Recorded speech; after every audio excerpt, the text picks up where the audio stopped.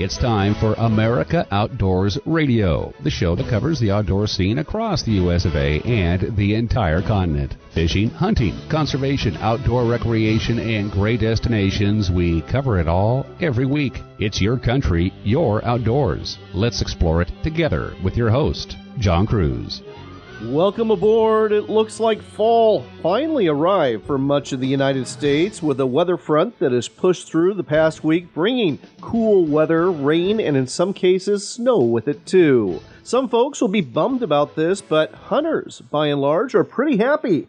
It's a lot easier to hunt deer and elk on wet ground as opposed to dry ground where you're crunching on leaves and making noise with every step. The cooler weather should also help improve things for bird hunters, too. Pheasant and quail tend to hold tighter when it's cold and wet out, and the duck migration should start as well in some areas, kick-starting what was for many, myself included, a slow opening week of waterfowl hunting. Speaking of hunting, we're going to talk a bit about quail hunting this week when we get Jared Wicklund back on the air. Jared's not only the public relations manager for Pheasants Forever, but also for Quail Forever, and we'll be highlighting some of the states featured in this year's annual quail hunting forecast. There's definitely going to be some good hunting in several states and a little more challenging conditions in others, but we'll do our best to steer you to some good hunting no matter what state you look for quail in. We'll leave the thickets, brambles, and sagebrush holding quail to head north to Alaska for our other two guests. The first one is George Crum. He's the editor of Fish Alaska magazine, and one of his favorite places to fish is the Naknek River near King Salmon. He goes there just about every year to swing a fly and see how many big, I mean really big, 30-plus inch rainbow trout he can catch and release out of there. He'll tell you all about this fishery and some potential challenges facing it in the future. Our other Alaska-based guest we're talking to is Rich Wheeler. He's the owner of Scenicy Seafood, and he has a processing plant in Cordova, Alaska. He's going to weigh in on the disastrous crab situation unfolding in Alaska's Bering Sea. The snow crab population there has declined by 90% since 2018, and the red king crab population is on the ropes here as well. It's so bad that crabbing has been closed for both species in the Bering Sea, which has huge economic consequences for those who make a living crabbing, for those who support that fishery, and for those of us who enjoy eating these delicious crustaceans. Rich will give you his take on what's going on in the Bering Sea and whether any of us will be able to buy crab out of Alaska this fall and winter. Last week, we trotted out a new segment. I asked for your opinion on it, and we got some good feedback. So once again, it's time for fishing and hunting reports from around the nation. Our first stop is in Kentucky, where the hybrid striped bass bite is on.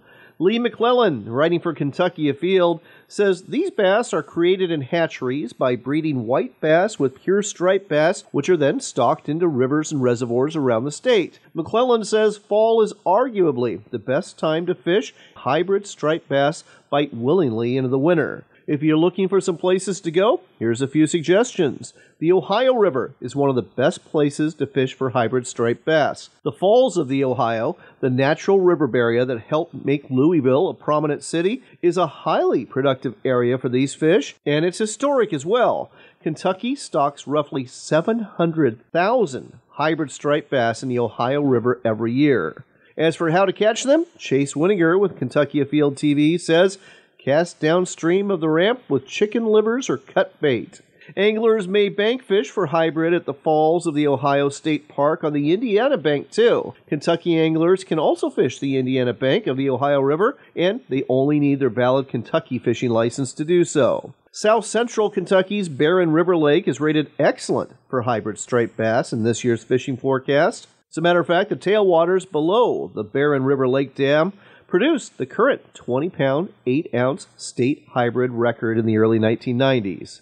Rough River Lake is also rated excellent for these hybrid striped bass. Fish cut bait or chicken livers on the main lake points, or troll white bucktail jigs tipped with white curly-tailed grubs on mud flats during the fall. Rough River Lake also has outstanding bank fishing opportunities for hybrids in the tailwater. Finally, in southeastern Kentucky, Fish Trap Lake is the best hybrid striped bass fishery in the region. In the fall and into winter, target the lower lake by trolling a white bucktail jig and a grub or large silver spoons across the points. Search for schools of bait fish with electronics and then vertically jig some spoons right on top of those bait balls. Moving on, if you like trout fishing in Georgia, November 1st is a day to look forward to. That's when trout fishing on Georgia's delayed harvest trout streams will be in full swing. According to the Georgia Department of Natural Resources Wildlife Resources Division, while trout fishing can be found year-round in Georgia, there are 5 trout streams that are seasonally managed under special regulations called delayed harvests to increase angler success. These streams have catch and release regulations from November 1st through May 14th, and they're stocked monthly. This year, all 5 streams will be stocked with trout, and they include the Chattahoochee River from Soap Creek to U.S. Highway 41, the Toccoa River located on Forest Service land upstream of Lake Blue Ridge in Fannin County, Amicalola Creek on the Dawson Forest Wildlife Management Area, Smith Creek downstream of Unicoi Lake, and a portion of the Chattooga River from Georgia Highway 28 upstream to the mouth of Reed Creek. That's on Forest Service land bordering the state of South Carolina. Georgia isn't the only state offering quality trout fishing in November. The beaver state of Oregon does too. According to the Oregon Department of Fish and Wildlife, fall can be a great time for trout fishing in locations as diverse as the North Fork Santiam above Detroit Reservoir, Foster Reservoir, the McKenzie River, the Fall River, Grand Prairie Reservoir, and the Grand Ronde, Umatilla, and Wallowa Rivers. As an added bonus, recent rains should be pushing some 15,000 coho salmon out of the Willamette River and into western Oregon tributaries such as the Yamhill, Molalla, Rick Reel, Lucky Amute, and the Santiam. So, bring your twitching jigs or spinners and give these silvers a try. Finally, congratulations are in order to Brian Doohy. He resides in Grays Harbor County in Washington State, and he just shot what may be a new SCI record bull elk in Idaho this month. From Outdoor Life, we learned Doohy harvested the bull at the Broadmouth Canyon Ranch in southeast Idaho. This is a high-fence operation, though it does cover 10,000 acres. The trip was a 50th birthday present for Doohy from his wife, and he had to wait for 2 years of COVID restrictions to pass before he could finally go. But he made up for lost time when he shot this monster bull, which has a rack that measured more than 648 inches and looks like they belong on a moose instead of an elk. It's incredible. You can check it out at OutdoorLife.com. Because this animal was shot during a private fenced ranch hunt, it does not qualify as a Boone and Crockett or Pope and Young Club trophy because it doesn't comply with the fair chase ethics of these organizations. But Safari Club International does recognize this sort of harvest, and with any luck, Doohy will have the animal certified as a record through them soon. Congratulations, Brian. That's one heck of a bull, and oh yeah, happy belated birthday. And with that, we've covered your fishing and hunting reports from around the nation.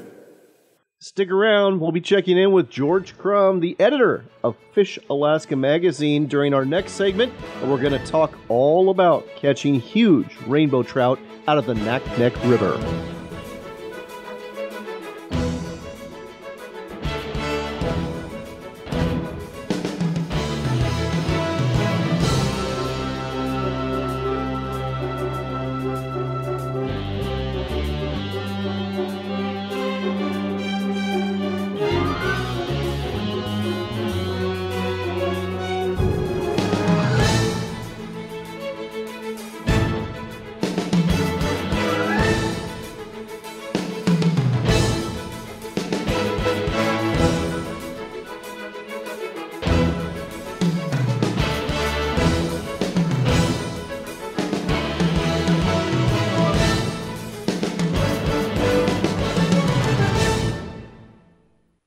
We've been telling you about Sportsman's Cove Lodge in Southeast Alaska for a while now. They're truly Alaska's best lodge. Wildlife is abundant, from bears and deer to eagles and whales, and let's not forget the reason you're here, the fishing. Halibut, salmon, lingcod, rockfish, true cod, and more. It's all waiting for you in abundance at Sportsman's Cove Lodge. Book your trip today at alaskasbestlodge.com. That's alaskasbestlodge.com for Sportsman's Cove Lodge. Ready to step up to a quality-built rifle or shotgun that's a true classic? Check out Henry Repeating Arms, American-made. There's over 200 models to choose from in a variety of finishes and calibers for hunters and target shooters. Many of these are lever-action models with a look right out of the Old West. Don't be deceived, though. Henry Repeating Arms are modern, rugged, accurate, reliable, and have a lifetime guarantee. Find out more and order a free catalog today at henryusa.com. That's henryusa.com.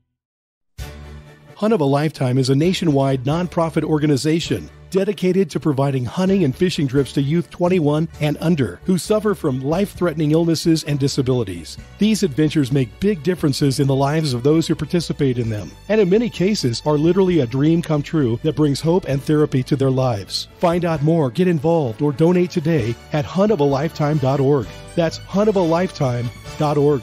huntofalifetime.org. Hunting and fishing are exercises in hope. Before you head into the woods, you hope to tag out on a deer you'll have to field dress. Before you make that first cast, you hope for a big fish to clean and fillet. When your hopes are realized, you'll need a sharp knife. Whether you sharpen that blade on a power sharpener in the shop or a manual sharpener in the field, WorkSharp has the tool for you. Look for WorkSharp products in sporting goods stores near you or online at WorkSharpTools.com. From a bull elk ripping a bugle across the valley to wing beats on a duck marsh, public lands and waters are integral to our outdoor heritage. Become a member of Backcountry Hunters and Anglers and stand up for our public lands and waters. Visit backcountryhunters.org today. I'm gonna take you fishing, honey. You're gonna love it. Gonna get up before the sun and rise above us. Got a bamboo pole and a leaky boat. Welcome back to America Outdoors Radio. I'm John Cruz. We've got George Crum on the line. He is the editor of Fish Alaska magazine, and if you've ever wanted to fish the last frontier, this is definitely the magazine for you. George, welcome to the show. Hey, John. Great to be here again. How are you? I'm doing well, and I thought today we would talk about one of your favorite places to go fishing in Alaska. It's the Naknek River. You're targeting huge rainbow trout. Tell us a little more about where this river is and how to get there. Sure, John, and you're right. It is one of my favorite places ever. The Naknek River is near the community of King Salmon, Alaska, about 400 miles southwest of Anchorage. The beauty of King Salmon is it used to be an Air Force alert base, so there's a very large runway, and you can fly to King Salmon from Anchorage on large airplanes like 737s. So it's pretty easy to get to King Salmon. When you go to the Naknek River, are you staying at a lodge or are you doing it yourself? I've done both, and the two outfits that I usually go to are Katmai Trophy Lodge.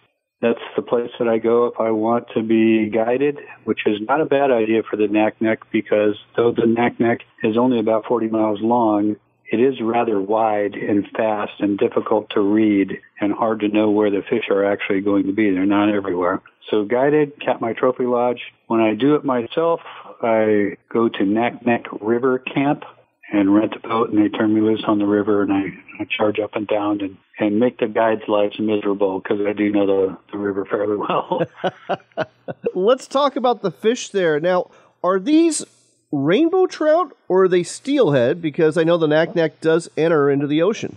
That is a great question. People ask that question all the time, and some people just say, well, they're so big and they look so much like steelhead, they must be steelhead. But the Alaska Department of Fish and Game has done radio tagging studies on these fish, and none of them have gone to the ocean. They swim upstream out of the Naknek River into Naknek Lake in the spring or early summer. They spend much of the summer in Naknek Lake, and then in the fall, they actually move downstream into the Naknek River, where they overwinter and then spawn. That is what the large, older fish do. I'm not sure what the smaller fish are doing, but that's what the big fish are doing. If you go to the Naknek River, let's talk about expectations. A typical day, how many fish are you going to catch? What's an average size rainbow you're going to catch? And what's a big one look like? Okay, expectation setting is always important. I've been fishing the Naknek for a bunch of years running. My expectation is that I'm going to hook at least one fish during a 6-day fishing period that's going to be in excess of 30 inches long, a rainbow trout. Wow. Now, the reality is I usually hook more than one, and I've never had a year yet where I didn't land at least one fish over 30 inches long. What is a good day numbers-wise? Well, I would say that if I land a dozen fish during a day, it's probably a typical day. The average size of that fish is probably going to be around 22 inches, although this year I would say the average was probably larger than that. This was a really good year for big fish, probably due to several years of excellent sockeye salmon returns. Of course, sockeye salmon, their eggs, their carcasses are basically what feed these rainbow trout. Let's talk about how to catch them. Are you fishing them on the fly or are you using spinning gear? I always fly fish in the Naknek. I don't even know for sure whether or not you can use spinning gear, but I assume that you can. I have seen some people that appear to be back trolling plugs in the distance. But for me, the highest and best use of these fish is fly fishing because they will readily take a fly. And I fish the river in the fall when there are a lot of big fish present, and my preferred way is to swing large flies. Big sculpin imitations, big leech imitations, a lot of rabbit fur, marabou, even intruder-type flies will work, usually in drab, dark colors. And the other alternative for fly pattern is flesh flies. I tend to use big ones. Mine are usually 4 inches long or so. So big flies, swinging, I use a switch rod most of the time. Some people use spey rods. Rods in the 7 to 9 weight range are appropriate because of the size of the fish as well as the size of the flies that you're trying to fish. This sounds like a fantastic fishery. Are there other fish you can catch in the Naknek besides rainbow trout and sockeye? Yes, and now I fish it primarily in the fall. And other species that I've encountered in the fall in the Naknek itself are Arctic grayling and coho salmon. But I have to tell you, the coho run is essentially over, and I only hook coho about every third year, it seems like. On the bright side, they always seem to be bright fish with sea lice on them, and you can keep them there if you want to. Now, there are many other fisheries close by, and if you're fishing with any of the lodges, they'd be happy to arrange a fly out to nearby Brooks River where you can catch 2-foot rainbows. Let's be more realistic. 16 to 24-inch rainbows until your wrist is killing you, and also see lots and lots of brown bears.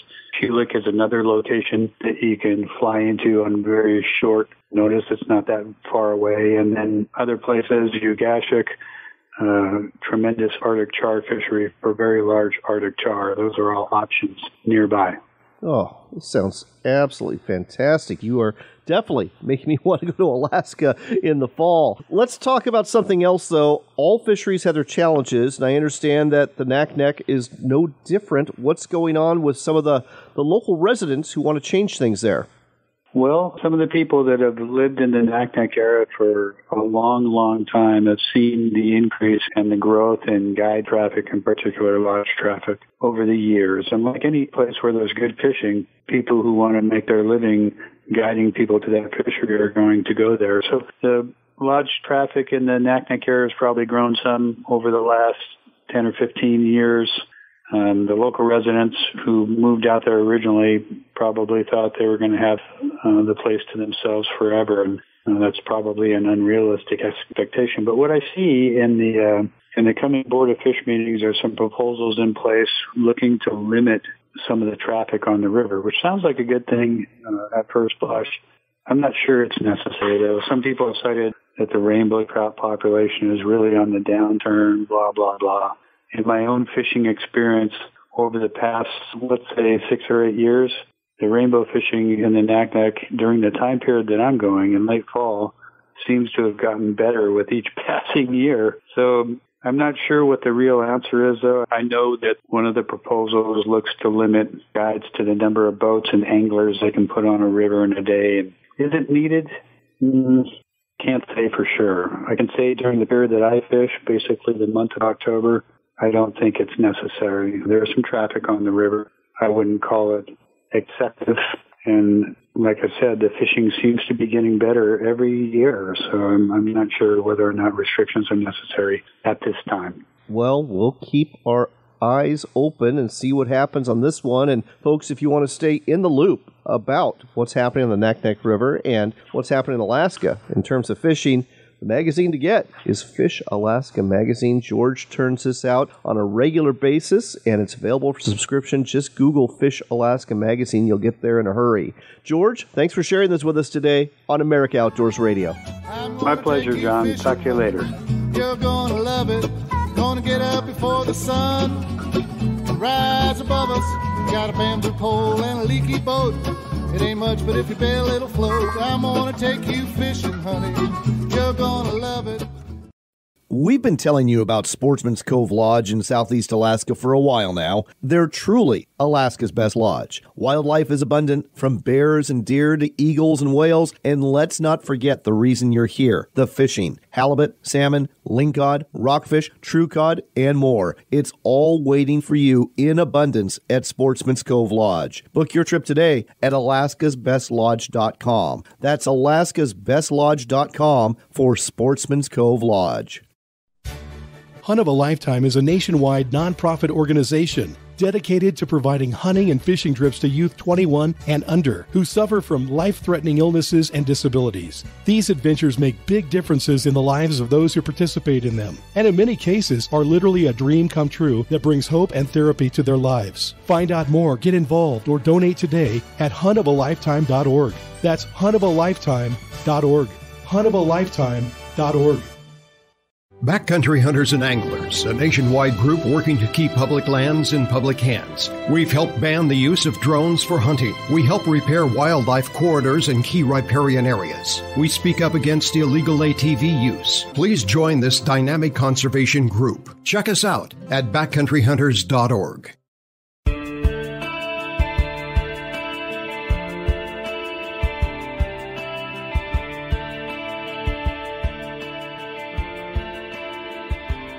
You're back in with America Outdoors Radio. I'm John Cruz. We are staying in the great state of Alaska for this next conversation, but it's not nearly as sunny of a conversation as you heard about the rainbow trout fishing on the Naknek River. If you haven't heard, snow crab populations have collapsed in the Bering Sea. Up to 90% of the population has disappeared. We're talking about 1 billion crabs, and the fishing for snow crabs in the Bering Sea has been canceled this year. With us here to weigh in on the situation is Rich Wheeler. He's a friend of ours. He's a co-owner of Sena Sea Seafood. They are located in Cordova, Alaska. Rich, it's good to have you on the show. Thanks, John. What is going on here? Why are all these snow crab disappearing? 2018, it was a boom, and all of a sudden 2021, it's a complete bust, and all these crab have gone away. Yeah, so there's a couple things. One, water temperatures. I think that they're trying to figure it out themselves. One, Alaska is just one of the most unbelievably well-managed fisheries in the world. It's a model for everybody. And so this isn't necessarily an issue of overfishing. What we might be dealing with here is probably water conditions, temperatures. They're trying to figure out where these crab have gone to. Have they marked off the edge? They're no longer in the place, and so we have warming temperatures out there, and they're trying to figure it out themselves. My other theory is that with the increase of halibut quota, there might be some these halibut are eating a lot of these crab. So that's that's my personal opinion on that. Interesting. I have also heard the theory that these snow crab have gone into Russian waters. Is that a possibility? That very well could be also. And, colder temperatures, and I think that they're all really sensitive to that. And this is bad news. I mean, it's a huge economic blow, and it comes on the heels of another economic blow. The Bristol Bay king crab season for red king crab, that is also closed, and that's not just a one-year decline. These crabs have been in trouble for several years, and this is kind of Alaska's premier crab, isn't it? Yeah, it is. Alaska is known for its red king crab. Well, you unfortunately have a front row seat to this economic disaster. I've been reading in certain publications that we're talking about a $500 million loss in terms of the economy, $219 million alone just because of the loss of the snow crab season. And this affects not only fishing boats, crabbing boats out of Alaska, but also from Oregon and Washington make the trip up there every year too. Yeah, Seattle, particularly, all these boats, a lot of them are based out of Seattle, and it's a real economic shame right now and what's happening, and the industry, you go into Ballard, and all these guys are, down there working on their boats and getting them ready to go, and that trickle down, it's huge. So you are located in the Gulf of Alaska, not the Bering Sea. Is crabbing going to be available in some parts of Alaska, or is this pretty much a statewide shutdown? No, there's parts of Alaska, they're still open, off Kodiak and probably on this side of the Gulf. They're not going to be, as of right now, I don't think that they're going to be doing any, fishing in Prince William Sound, for crab, but, there's fisheries open elsewhere, just small pockets. So are we talking about the fact that there will be some snow crab, some beardi, some tanner crab, some king crab, but just not in the quantities that people are used to, which is going to really drive up the price? Yeah, correct. We would think that it would drive up the price. We dealt with this all season long. Starting out in March, we were like, oh boy, we're at the end of the road. There's going to be a Russian embargo going on, and we thought that we had, really kind of hit jackpot there, and the economic, status of what's happening in the country right now. It's a weird deal. Dungeness crab is, the price of the people that put up a huge pack. They're, kind of taking it in the shorts right now. There's Dungeness crab in Alaska, too. Is there the possibility that some of these crab boats will just kind of shift their sights and go after different crab species like Dungeness? Not the big boats like that. This is those boats are, it's a small boat fishery, like, 58 footers and whatnot, but you won't see the big boats like, the Wizard and all these boats on the Deadly Catch out there fishing dungies, but you'll see the crew definitely shift over. What does this mean? I mean, there's obviously a trickle-down effect, and we've kind of hit it on both ends. The consumer side with the lack of availability and higher prices. The fisherman side, who just don't get to go fishing in a lot of cases this year. But then you've got all the people that are in the processing plants and, places, whether it be like on Deadliest Catch at St. Paul or Dutch Harbor or, all sorts of other coastal communities. What does this do to the communities? Oh, it definitely puts a little hiccup in their giddy up, trying to figure out what's going on. They'll have to, outsource there's other fisheries that'll go on. I'm sure that, I can think of a couple way out west processors that are probably, going to be not open and, mothballing the facility for a season and hoping for better next or something else like that. And I guess that's the next thing we should talk about here. Looking in the crystal ball, is it going to remain bleak for a while, or are there some signs that these crab populations might be coming back? Well, here again, this all comes down to temperature conditions. The ice pack, I don't know, John, to be quite honest. I don't have my finger on that pulse enough to make a judgment statement, but I will say that, the fisheries are managed really well up there, and we're dealing with a temperate climate up there. That the water temperatures are changing, and, it might be just a slight degree off. I did hear an optimistic count that, there are some numbers that are showing signs of recovery or, but saying that, I don't know if this is an issue in overfish. We're dealing with, I think, climate. Right. Well, fingers crossed that things get better, but if you're talking climate change, that's definitely the long haul, not the short haul. In the meantime, let's talk about Sena Sea Seafood. Now, you primarily deal in fish, salmon, halibut, sablefish, but you do, pardon the phrase, dabble in crab too. Are you going to have any crab available this year? Yep. Last March, 60 North Seafoods, which is our small processing facility that I run up there in Cordova, we bought all the Prince William Sound beardi. And we had a wonderful season, great working with the state of Alaska Fish and Game up there, and we put together a really nice pack. Nice. And so when are those going to be for sale?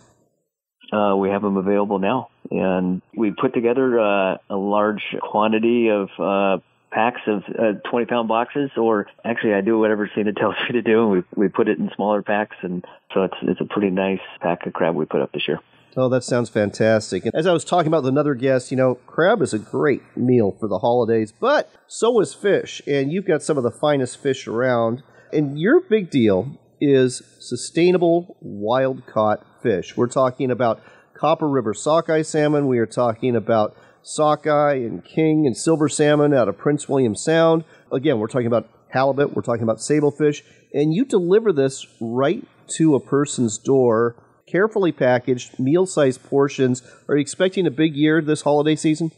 Yes, we are. Yep, we put up a really nice pack this year. I will speak specifically to the kings, the Copper River Kings that we put up this year. In my time of fishing, this was probably, in my opinion, one of the nicest king runs that I have seen in my time of being up in Cordova. Really nice fish, beautiful fish, super oily. I have never eaten so much king salmon as I have this year. Well, folks, you can have some of this king salmon too. And the website to go to is senasea.com. Let me spell that for you. SENASEA.com. They've got it packed for you, again, in meal-sized portions. They've got smoked salmon. They've got spreads. Again, they've got halibut. They've got sablefish. All sorts of wonderful seafood. And yes, they've got crab too. So go there today to senasea.com. That's SENASEA, senasea.com, and use the promo code Outdoors Radio for 10% off your entire order. There's also another promo code you'll see on site that, hate to say it, it's an even better deal than what I can offer, so you might want to check that out too. senasea.com, that's the website to go to. Rich, thanks for weighing in on the situation today on America Outdoors Radio. Thanks, John. This portion of the show was brought to you by our friends at WorkSharp. They're the fine folks out of Ashland, Oregon, who make knife and tool sharpeners that you can use, whether you're hunting or fishing or camping or maybe in your shop, maybe in your kitchen, for all of the knives and tools you need sharpened every day when you work and play. WorkSharp tools can be found online at worksharptools.com, or you can find them in sporting goods stores and hardware stores all over our great nation. Just look for WorkSharp products to sharpen your knives and your tools, because nothing is worse than trying to get the job done right with a dull blade.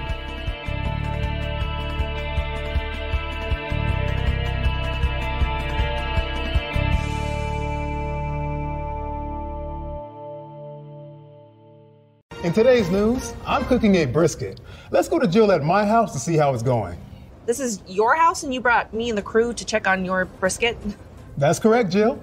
How's it looking? This is a Camp Chef Woodwind Wi-Fi. You know you can check your cook right from your phone, right? I didn't know that was an option, Jill. Well, never mind. But before you leave, can you feed the dog? What? No. When we get back, why is my check engine light on? The answer may shock me. Why book at Sportsman's Cove Lodge? Why is Alaska like no other place on Earth? It hasn't changed in thousands of years. From the way you get here on a float plane to the way you go out with the guides and the boats, it's just a professional experience. And I said, this is as good as it gets. I said, if you can't catch fish here, you can't catch fish anywhere. Your experience with us will leave you speechless. Book now at alaskasbestlodge.com. Come explore the Dalles in Oregon for outdoors fun. Hike amongst the wildflowers, bike our riverfront trail, or visit the Gorge Discovery Center where you can enjoy a live raptor display, or even check out our National Neon Sign Museum. But don't forget the fishing. We've got salmon, steelhead, bass, walleye, and monster-sized sturgeon waiting just for you. When the day is done, tell those tall tales at one of our wineries, breweries, or restaurants and plan your next adventure. Find out more at explorethedalles.com. Enjoy a meal of wild Alaskan seafood delivered right to your door. Sena Sea offers premium quality wild Alaskan fish and shellfish to include Copper River king and silver salmon, halibut, black cod, king crab, and of course, Copper River sockeye salmon. Order it blast frozen or smoked and experience a slice of Alaska for a special meal you won't forget. Buy your seafood now at senasea.com. That's SENASEA, senasea.com.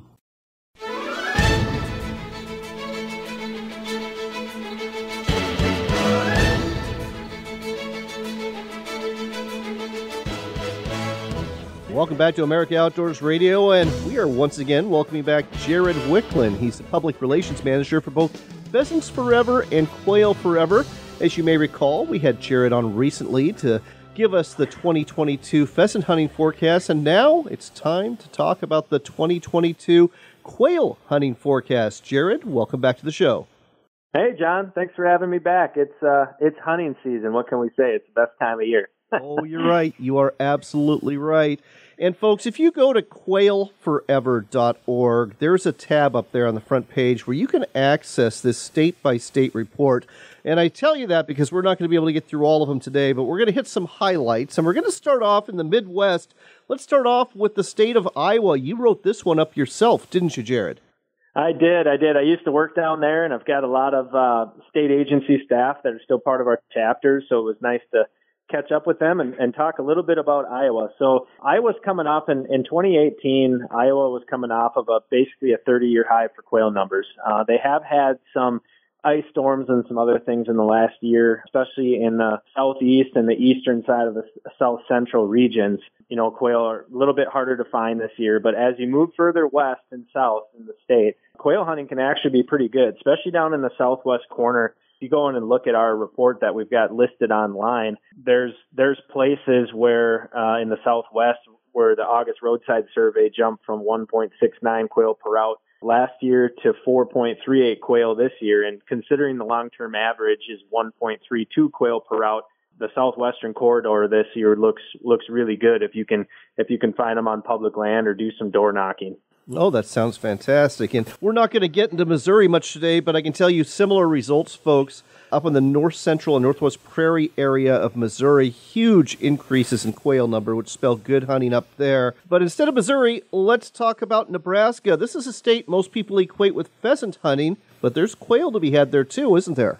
Yeah, there certainly are. Nebraska is a great place for going and doing a mixed bag hunt. We were a little worried early on with the amount of drought that we saw in some parts of the state, but actually whistle counts were up 30% statewide in Nebraska this year. The southeastern and south central have the best quail numbers right now. Anywhere in the Midwest or the Great Plains, wherever you want to focus, you know, looking at where crop fields intersect with weedy edges and brushy habitat, you need to have all those three things in order to have quail. And if you find that, that's where they're going to be. So Nebraska is set up for a pretty decent season. If you're looking for a mixed bag hunt, and we obviously talked about the pheasant forecast last time too. And if you're hunting in south central or southeastern, there's plenty of wildlife management areas and waterfowl production areas and open fields and waters programs that Pheasants Forever helps to put on the landscape with the state agency for people to go and chase those species. Well, staying in the general area, we've got to talk about the sunflower state of Kansas. Yes, sir. Really become well known as one of America's premier quail hunting destinations. How's it sizing up for this year? Yeah, it wasn't that long ago. Just a couple years ago, Kansas actually took away the top state in the country as far as quail hunting is concerned. They've had a lot of good years in a row, and things are looking pretty decent this year, especially in central and eastern Kansas. It's a great place to look for quail. People might know those as the Smoky Hills or Flint Hills regions. Whistle counts for the spring were above average for both. And really, you know, in the Midwest and Great Plains this year, just like it is out west, the story of quail has everything to do with the amount of moisture that they received or lack thereof. We're still going through a major drought in a lot of areas, especially in western quail haunts. And anywhere where you can get some moisture, looks like we're getting pretty decent production. Kansas is great from the fact that they have one of the best walk-in hunting programs in the country, the WEHA program. They've got over 1 million acres enrolled in that. And yeah, central and eastern Kansas look good for quail this year if you're looking at taking a trip. I've got to ask, what was the top state prior to Kansas dethroning it? Texas. Oh, well, I guess that's what we need to talk about next, but looking at the forecast, it looks like drought has really hammered a lot of areas of the Lone Star State. That's not good for quail, is it? Yeah, Texas is really coming off. They ebb and flow with the amount of moisture that they get. You can go back just a few years, 2013 through 2015.